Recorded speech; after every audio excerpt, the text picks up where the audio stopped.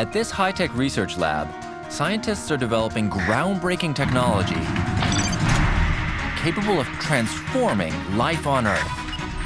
This team is on the cusp of releasing a revolutionary invention that has the potential to supercharge food production into the 22nd century. All this from an emerging innovative powerhouse. This is China. We are just at the beginning. This is the future, right? I'm Josh Klein. I spend my life unpacking and hacking ideas, systems, networks, and future technologies. I've worked with some of the biggest names in the tech industry. In my world, a good hack is a smart solution to a problem. You're building this now. Yeah, we're under construction. This is a real solution that you're rolling out throughout China. That's right. And hackers are the innovators that create them. 5,000 years of history. And it's the kind of solution that only China can provide. That's why I've come here. The Chinese are harnessing their immense capacity to take on some of the world's toughest problems. So I'm traveling thousands of kilometers to uncover some of China's smartest minds, their unique innovations, and join forces with a panel of experts. That's leading edge, right? That's leading edge that nobody else in the world can do. An innovation like this, China could absolutely use it. People have consistently underestimated the demand for connectivity. You could position this to really take off. To discover just how smart China really is. In this episode, technology that could transform our lives and create a clean, green, smart planet.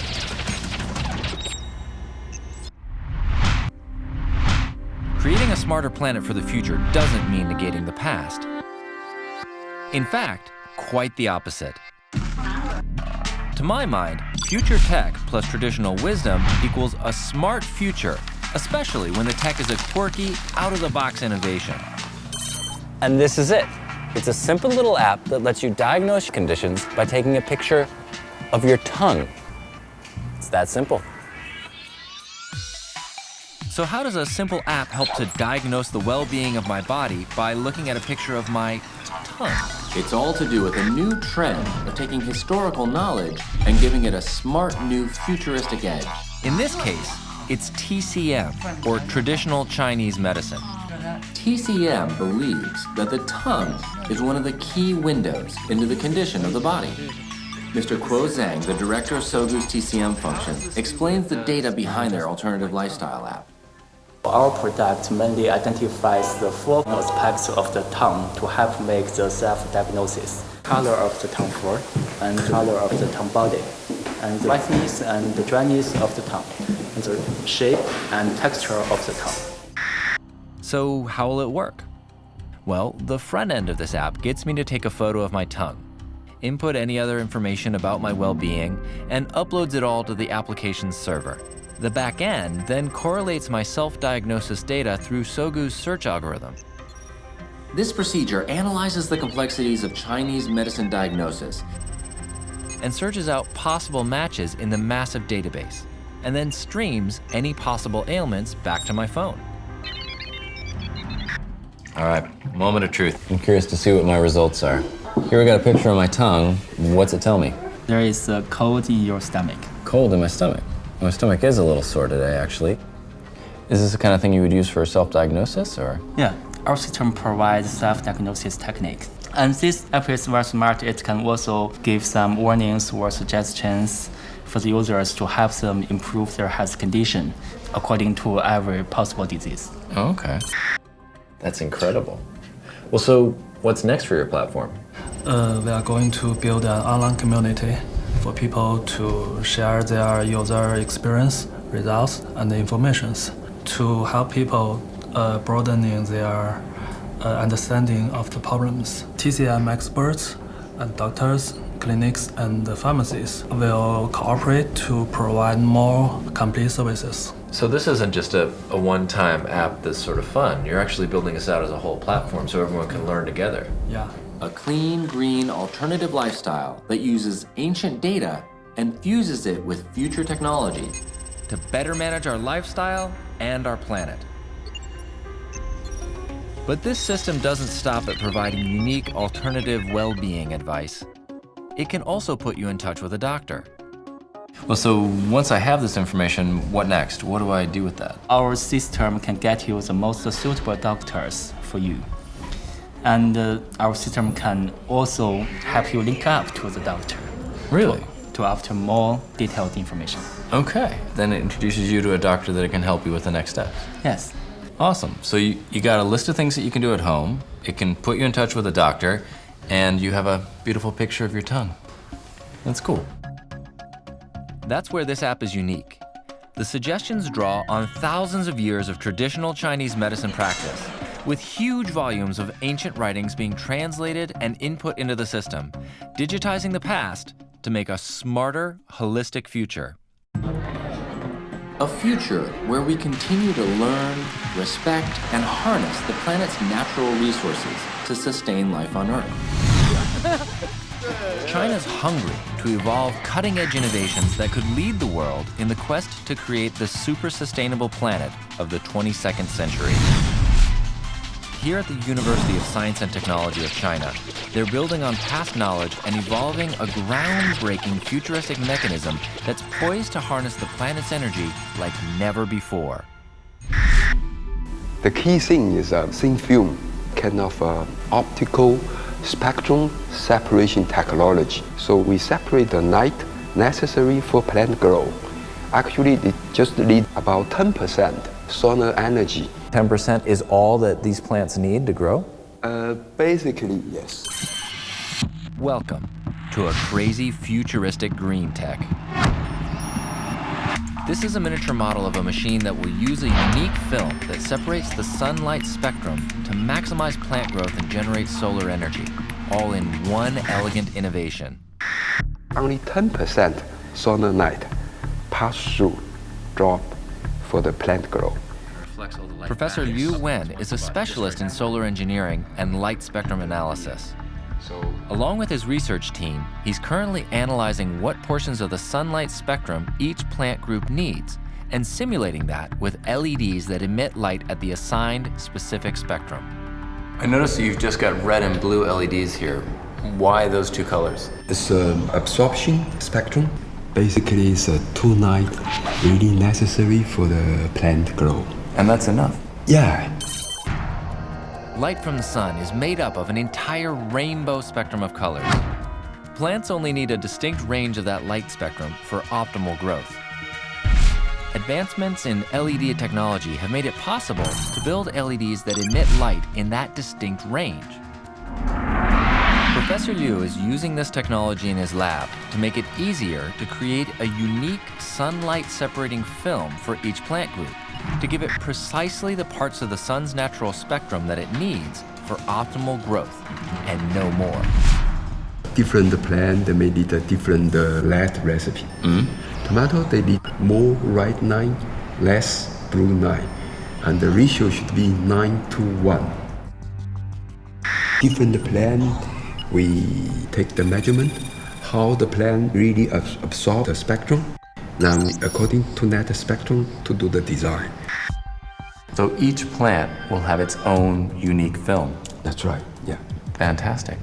So the problem now isn't a matter of manufacture or electronics or physical science. It's more of a data problem. We have to accumulate enough data for different plants. In order to figure out what the exact optimal recipe for each plant is. Yeah, to get optimized recipe. Yeah. Fantastic. The goal is to design a range of light spectrum films that will attach to a full-size version of the machine. But his innovative growing machine does more than just supercharge plant growth. It also uses the remaining 90% of the sunlight that the plants don't need for an incredibly simple energy-generating function. So tell me how it works. Basically, we use solar power to realize two functions. One is plant growth. The other is generate electric power. Here is a traditional solar panel. The other 19% reflected, concentrate here. Ah, okay. So effectively what's happening is it's reflecting most of the light. And because it's shaped like a dish, it's focusing it all on this narrow strip. Yes. So this unique innovation uses state-of-the-art optical film technology that allows around 10% of the sunlight plants need for germination, growth, flowering, fruiting, and seed production to pass through the film while reflecting back the remaining 90% onto a thin solar panel to generate electrical energy. This elegant machine uses light that would otherwise go to waste in a highly efficient manner. It's this key asset that has this tech at the top of the watch list for our panel of sustainability specialists. Rosie Pidcock from Urban Green Energy, a global provider of renewable energy. Professor Zhu Junhao, a member of the Chinese Academy of Sciences, specializing in thin films and photovoltaics. And Wendy Saunders from AIM Architects, who's been building smart spaces in Shanghai for more than a decade. So do you think that this is something that can actually be used in China, or is this a technology that's come too soon? I don't dare to say that. I think China is very good at kind of grasping possibilities in technology and anything. They're very fast in developing or adapting themselves to situations. I think we'll then see how they can implement that. I think it's better for the plant growth. So recently I also read some papers about this for different kind of plant, absorb different kind of energies. And the renewable energy application is very important for solve the energy problem and also the environmental problems. I think from the perspective of a solar developer, we're always looking at what can actually be commercialized, scaled in a cost-effective way. And at the moment, figuring out how that would be grid connected and then actually distributed to the people that need to use the power is the main question in my mind. It's a crucial issue to solve as this machine goes one step further to maximize its energy generating capabilities with a unique solar tracking system. It is the tracking system, tracking the night from east to west. So as the sun goes over, it moves to keep it on target? Yeah.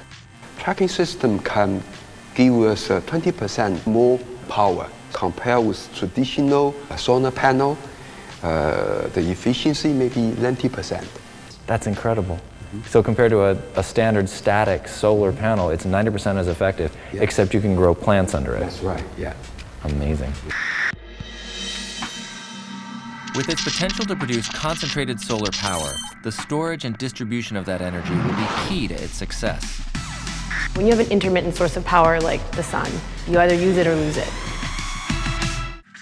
This simple, award-winning innovation is incredibly unique. It generates electricity, organically optimizes plant growth, and maximizes every last ray of sunshine. Its creator, Professor Liu, believes he's on a breakthrough green tech. But do my specialists see the same potential that he does? When you have an intermittent source of power like the sun, you either use it or lose it. And if you can't store it and use it later, then you'll lose it. And I think China's playing with some really interesting models around distributed energy, whatever the source, solar, wind, ground source heat pumps. Recently also created some idea is internet in energy. So this is also important. Just combine the solar energy, wind energy, and also other kind of energy together in some distributed regions for the renewable energy application. The Internet of Energy concept is a connected world of embedded devices that use energy, and as important, those that generate energy. This system is a sophisticated ecosystem with the sharing of resources a key aspect, one that Professor Liu's technology could easily tap into. So you produce that energy in this marvelous new little bit of tech. Now say, for example, this was a farm that was producing corn, and a fleet of trucks would come to pick up the corn, and they were electric trucks. If the power from the tech could go into batteries, and when the trucks came, they could charge their cars, then you would have a system of energy and transportation, and now food going to where people need it, all working in harmony. Now the question is, what happens when that truck leaves the farm? Where does it stop to charge on the highway? And that's where I think Dr. Chu is getting at more of an overall systemic approach. How are we looking at getting these things to work together? But if you applied China's goals on electric vehicles and smart agriculture, I think you could find a match. It's really bringing together these ambitious programs that China has at the policy level together, united by an innovation like this, and I think China could absolutely use it. So these are, I think, very good innovation. The potential is clearly huge, connecting energy generators and users to produce a super efficient and super sustainable model for the future. As Rosie said, the convergence of plug-in or electric vehicles with embedded technologies able to communicate with energy stations to refuel where and when they need it will transform our energy use. If this tech converges with autonomous driverless vehicles, it could totally revolutionize the planet. Welcome to the smart planet of the future, where technology, digital data, and the convergence of old technology with new innovation is set to transform every aspect of life on Earth. And even the motor vehicle is undergoing one of its most radical transformations as data, energy, and smart technology converge. This is the SAIC Motor Company's vision of the future, their MG-IGS. A vehicle connected to the smart world around it to make our futuristic lives more efficient and safe. A car that can plot the fastest route, avoid congestion where possible, safely navigate around obstacles, find the nearest refueling station, and even park itself when you get home at the touch of a button. The engineers at SAIC are making huge strides towards transforming this dream into reality. This is one of their prototype smart vehicles. And this is Xi Fei, Chief Engineer for SAIC's Autonomous Vehicle Program. And Wenhao Wang is the General Manager driving the development of the program. They're happy to share a little techie intel with me, but they're understandably twitchy about sharing the real-time data that the car displays on the onboard screens. This here is the data that it's getting from the different radars. Yeah, here you can see the lines. The lines are the lane markings. We have different types of sensors which is mounted on the vehicle to observe the 360 degree. So you can observe all the way around the car? Yes. Wow, that's better than I can do when I drive. This vehicle's pimped out with a plethora of remote sensing technologies, from wave radar, infrared optical sensors, and the roof-mounted Death Star-like LiDAR sensor. This futuristic tech has everything going for it. Everything except a driver. The car's driving itself totally safely. I mean, it's just cruising along. Oh, yep, we're getting past. And you can see that this car knows that it's there. And it's pulling up in front of us. And now our car's keeping a safe distance between us and them. This car's actually a pretty good driver. The ability to analyze and respond to the environment around it autonomously is hugely impressive. And that is why SAIC believes driverless cars like theirs will have a huge impact on energy use in the future. One inconsistent driver, braking and accelerating, can cause a domino effect capable of causing massive traffic congestion behind it up to 80 kilometers away. The impact could be 2,000 to 3,000 vehicles, wasting huge volumes of time and electricity, and for those still running on fossil fuel, emitting way more unnecessary CO2. The solution? A digital high-tech brain behind the wheel. So, are my specialists as excited about the impact of this vehicle as I am? Here to provide a critique is traffic engineer Professor Wonjing Ma from Tongji University, and Dr. Mariela Alfonso, a specialist in urban planning and design. 这种技术的应用可能会对交通产生非常深远的影响，而且这也是一种不可逆转的这个智能车辆也好，智能交通也好的一个重要的潮流。 对于这个技术来讲，如果说我们需要有 cost 的，主要的问题在于我们怎么样去建设一些基础设施，能够让这样一些车辆更好的行驶，更好的为我们服务。Do you agree? I mean, for me, I look at things from a triple bottom line perspective. So I try to understand the environmental value, the people value, and the economic value. My work is focused a lot on quantifying the economic value of walkability into the places that allow people to walk. And walkability has so many other co-benefits. It has environmental co-benefits. It makes us happier. We interact with our neighbors more. And then there's the physical aspect of it from a health perspective. Walkability is kind of a simple tool that we can use to enhance the triple bottom line. I take Mariella's point that existing personal transport innovation needs to extend to alternative options beyond smart cars. But autonomous vehicles are set to explode into the mainstream nonetheless. Why? Because they've got one crucial dynamic going for them that us humans are struggling to accept. They're evolving to be much, much smarter than a human driver. The convergence of old innovations with super green high tech is set to revolutionize all aspects of life on Earth. None more so than in the automobile industry. The evolution of the autonomous car isn't about convenience for humans.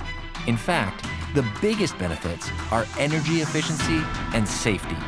These futuristic vehicles are a smart, green, high-tech commodity that's evolving. Oh, I can see here you have an actual camera view. Yeah, this is camera view. Down here is the result which come from this sensor. Ah, so this is a composite image. Yeah. Interesting, with an overlay of the prediction of the car. Yeah, yes. It's wild. You can kind of see how the car is thinking about the road. Yes. Cool. And then up here you've got SICK. That's what that's the LiDAR? SICK, yeah, SICK is the LiDAR. The car's light detection and ranging system, or LiDAR for short, is central to its ability to intelligently analyze its surroundings.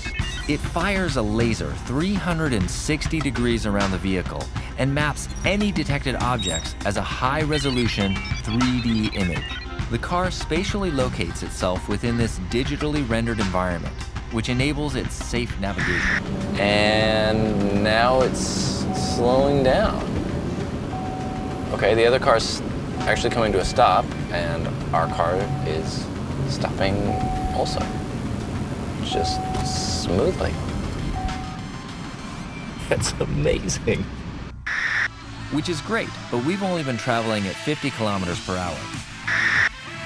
We're now making our way to the high-speed test track, where the NG IGS will propel us autonomously at highway speeds. The question is, how do we humans make the transition to allowing a computer to control our vehicles and ultimately our lives? It's a big step to get in a car and then have it just drive itself. So are you gonna do step by step, or? I think the step one maybe do some driver assistant, like. It's sort of like cruise control, yeah, except better. AEB. So rather than saying, here's a whole new car, there's not even a place to sit, there's no steering wheel. Yeah. You're saying, here's a car just like you already know how to drive, except if you're on the highway, you can take your hands off the wheel and it'll steer for you. Maybe part-time you let the software help you to control right. the car. You can relax. Then sometimes maybe you drive by yourself. It's a hard step cognitively to make, and believe me, out here alone on the track, it does touch the nerves a little bit. I can imagine that in full traffic, you might want to be able to seize control if you needed it. And obviously, if you're in a really congested area or in the middle of a city or something, you might be even more concerned. So it's worth noting that we're actually driving at speed. I mean, this is just as fast as if you were on the highway. Yeah. And I keep looking up and seeing that our technician is just sort of sitting there, looking out the window. Yep, just another day in the driverless car. It really is something that you can get used to. Or rather, something we'll have to get used to as big data and smart tech advance to make our traditional technologies cleaner and greener. Vehicles will have to respond or become dinosaurs of a bygone era. In the meantime, we have to either phase out or retrofit this old fossil fuel-driven technology with some high-tech thinking. A philosophy that's also poised to radically transform China's primary energy source, coal.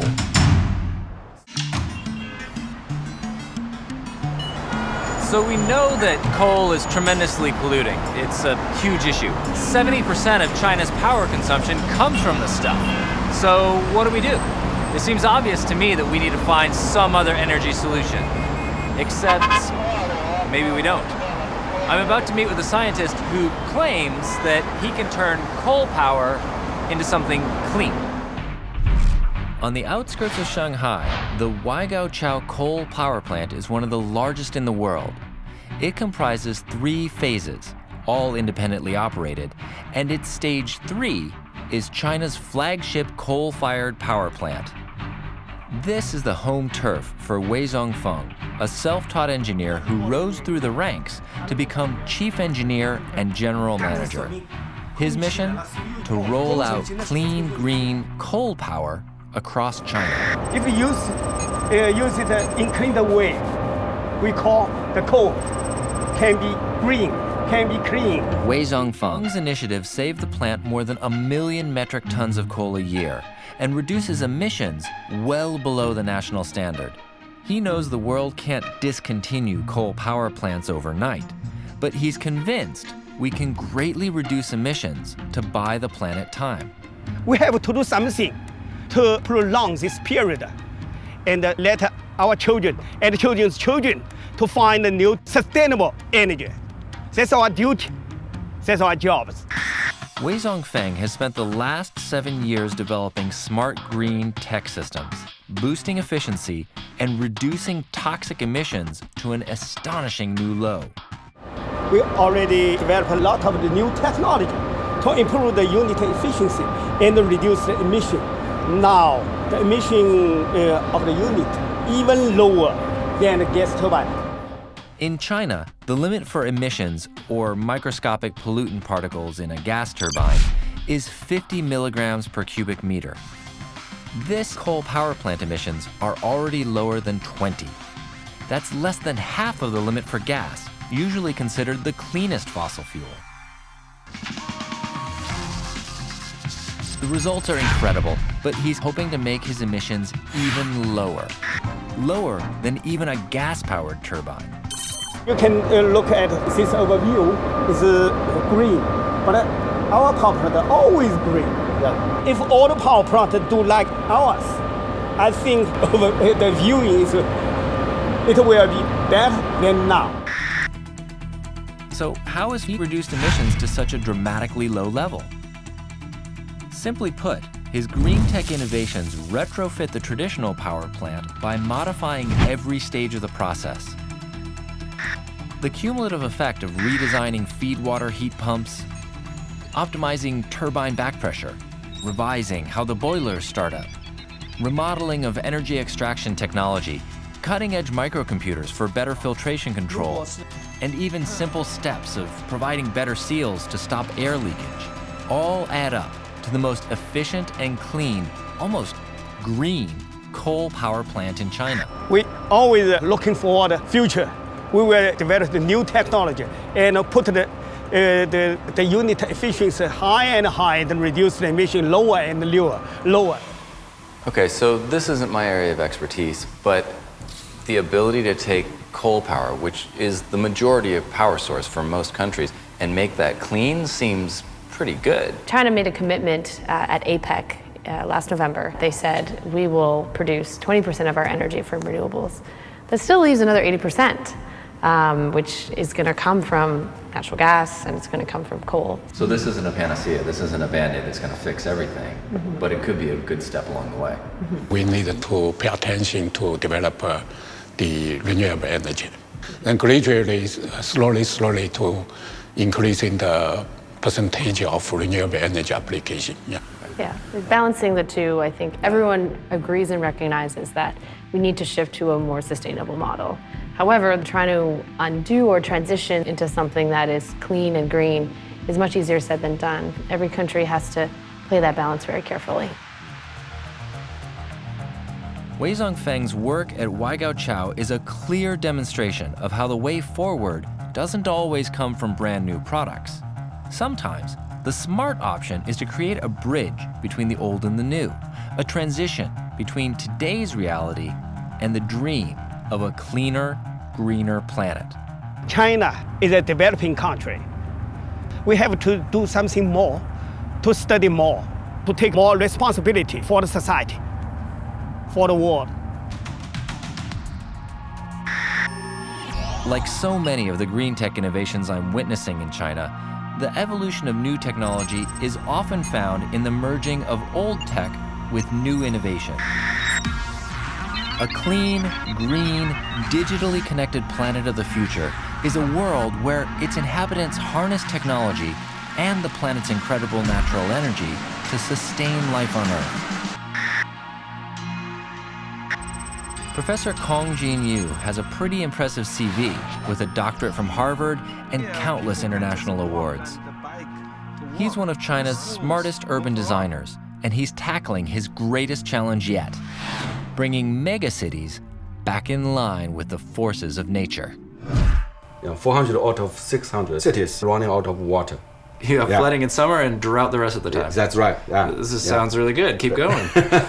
We have very serious problem. We have very serious. It's a crisis. I would say it's a water crisis issue. This is a national flood risk analysis. And these marks here, these show population density? No, these are flood risk. But that's where those are the most heavily populated areas. Yeah, exactly. So wait a minute. Yeah. So we built the most dense urban areas in the planet exactly in the wrong places. That's right. 70% of the Chinese population is basically living in the flood zone.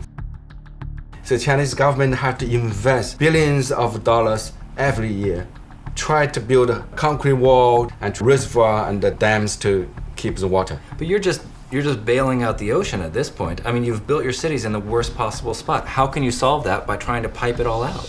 That's right. That's why we say we need a new solution. Our solution, a sponge that hold water during the monsoon season. We call it a sponge system. Okay, so you've got widespread flooding, widespread drought, you've got extremely widespread pollution, and you're gonna solve it with a sponge. Yes, yeah. I like how he thinks. Yeah. Every year, China comes face to face with a devastating double-edged sword: monsoon floods, and ironically, a massive clean water shortage in over 400 cities. It's a huge problem, and one the Chinese government is determined to resolve. Enter Professor Kong Jin-yu and Turnscape, a 600-strong team of first-class landscape architects with a holistic environmental approach. It's got to be enormously satisfying for you to see that the idea has grown so well. It's a methodology that takes the concept of a massive green sponge that will soak up and hold monsoon rains when they arrive. This is the dawn of the Sponge City movement, a massive project that is dramatically altering China's cityscapes. In preparation for the 2010 Shanghai World Expo, Turnscape converted an old factory wasteland into an ecological experiment, the Shanghai Photon Park. A 14-hectare band, less than 80 meters in width. On one side, a grade 5 polluted river, the very bottom of the scale. On the other, one of Shanghai's major highways. Old concrete barriers were pulled down and replaced with 93 different species of plants. The resulting wetland retains the water rather than diverting it, much like a sponge. And it's more than just a pretty face. This living, breathing, cleaning machine filters up to 2,400 cubic meters of polluted water a day. Back in Beijing, situated among the high-tech industries in China's Silicon Valley, is one of Professor Yu's first sponge projects, the Zhongguancun Life Park. It turned out to be so beautiful. Yeah, I was amazed by this today. I didn't come here for a long time. No, it's... Yeah. And so this was 15 years old? It's 15 years old. It's got to be enormously satisfying for you to come back after 15 years and see that the idea that you first implemented has grown so well. We use this method of river edge to replace concrete to deal with the flood. Take all this hard stuff out of here. We'll put in living material, these reeds. You get a sponge, all right? You get soft. When you remember you're in the car, you have a seat, you have sponge. When you hit, you're really soft. By the way, it's a Chinese philosophy, like Tai Chi, soft, not strong. because when you're strong, the enemy will become stronger. So right? you pioneered the soft art of urban planning. Yeah. No, that's the philosophy our Chinese, our ancestors told us, but we forget. This is the kind of solution that I think is so fantastic, and it's the kind of solution that only China can provide. 5,000 years of history and experience now focused and used to solve widespread, densely urban problems. And the result is beautiful. It's been forecast that by 2022, the proportion of middle-class households in urban areas will rise by a staggering 78%. This next generation of Chinese consumers, with unprecedented spending power, will be the overwhelming majority in cities like Beijing and Shanghai. And with a growing demand for cleaner air, water, and a better quality of life, Terranscape is inundated with some massive projects.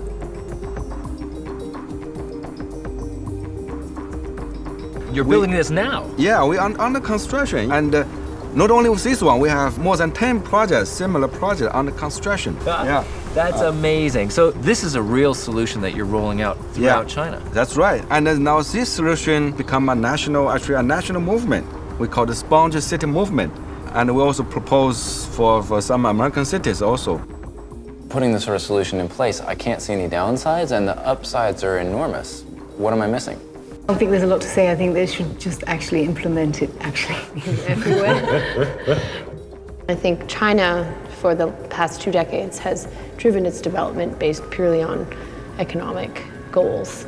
And for an idea such as, balancing our ecosystem with the water that we're having to manage, for a harmonious system, doesn't necessarily hit on all of those key performance indicators for economic development. Yes, but now people in China that live here, Chinese people who are gaining more prosperity, they're getting more money, they actually now want this quality. They want better nature, they want better quality of life. I think it's totally possible in China because they have so much resources, they have the manpower, and I think even in cities like Shanghai, I think it's totally feasible to do. We just should do it. Professor Yu's Sponge City movement has already made waves, with the Chinese government committing 86 billion yuan over the next 3 years into pilot programs across China. To stem the tide of disastrous floods and at the same time nurture a clean environment worthy of a sustainable, healthy lifestyle, Professor Kong Jin-yu has shown China and the rest of the world what smart, clean, green thinking can do for urban planning. Still to come, a smartwatch that looks like a child's play toy, but that delivers a big bang for busy parents. China's dream of a clean, green, smart future was once just a lofty ideal. But in the next couple of decades, it has the potential to become the world leader in creating a smarter, greener planet. But the immense time, energy, and resources required to sustain the economic growth to drive the innovations needed comes at a cost. For next-generation families hoping to realize that dream, it often means juggling long work hours with staying connected to their young families. A smart new future means smart new thinking. One man who's been super smart about how to do that is China's Sogou search engine VP and one of the creators of a very cool tech product. This smart little wristwatch is his brainchild. It looks like a toy, but it's loaded with features and removes the need for young children to have a smartphone. Ah, here it is. Excellent. Oh, that's beautiful. So you just talk into it and they hear you just like on the phone? 好，我给你演示一下吧。简单，按下面这个键，长按住的话可以说话。Hello， 宝贝儿，你在哪儿？松开的时候它会自动发送。OK， 因为这个表是绑在我的家庭里面的，我的2个孩子同时在用，所以说他们之间也可以通过这样的一些通话。当你看到这个消息的时候，你点一下下面那个按键，就可以播放。Hello， 宝贝儿，你在哪儿？ Oh, excellent. I can do the same in reverse. 对，你可以试一下。Hello, hello. Yeah. Hello, hello. Oh, fantastic. Each watch requires a mini SIM card. Voice messages are recorded and sent via a messaging function through the mobile network, their parents' phone, and vice versa, regardless of the distance, and it's lightning quick. So I know there's a lot of reasons why families are having a hard time staying in touch with their kids. Is that what you built this to solve? 最早的时候，因为我自己是一个父亲，大概在2年前的时候，因为工作是非常的繁忙，所以说很少有时间来陪自己的孩子。所以那个时间就是想说是因为我自己本身是做技术的，我在想能不能做一个这样的一个产品来去解决我自身的一个需求。你在画什么呀？我在画鱼。然后问了一下我周围的朋友或者是同事，发现大家都很有这个共鸣，所以说我就想尝试一下做这样的一个产品来满足我自己的一个需求。Yeah, you know, that makes a lot of sense. China's got an unprecedented opportunity for people to go out and actually make money. But along with that comes long working hours, long commutes, a lot of time away from the kids. It's challenging. The team at Sogo have now produced 2 models under the Timo brand. The T1 watch, for 2 to 5-year-olds, has GPS tracking and a live chat function that's only available between parent and child. The T2 is for 6 to 9-year-olds, featuring live chat, phone calling, and a unique first for China, education content notification functions. Now, the team are about to launch their latest version, the Candy Cat M series for 10 to 14-year-olds. What does the new model do? 它主要面对的它的特点是，主要是有一个更高清的屏幕，可以有更多的这种交互上面的一个显示。那么同时，它也继承了我们汤猫系列的一个跟孩子的一个互动，包括它的一个情感上的一个交流的一个设计。那么当它戴在手上的时候，我们还为它做了一个小的一个摄像头，那么它可以记录孩子们每天生活中遇到的这种有趣的事情，把它传回到家长。那么家长一看到这个图片之后，可以知道孩子们看到了什么，发生了什么，他们可以产生各种交流互动。Cool, very cool. What began as a simple communication idea has evolved into a full-blown communication channel between children of all ages and busy parents without the need for a smartphone. This technology is leading the market in instant chat accessibility and is now developing more educational features which link into the school system. It also has the ability to send and receive communication between the teachers and parents, creating a super advanced education ecosystem. An innovation that is just one of a phenomenal volume of inventions that are paving the way for a smarter, clean, green China. From revolutionary technology that has the potential to supercharge food production into the 22nd century. Ideas that could radically transform energy production to power the cities of tomorrow. Smart, autonomous vehicles that make transport more comfortable and safer. The goal? A super clean, green, smart planet to herald the 22nd century. Transitioning China from its immense industrial and economic momentum and into world-changing focus on technological innovation.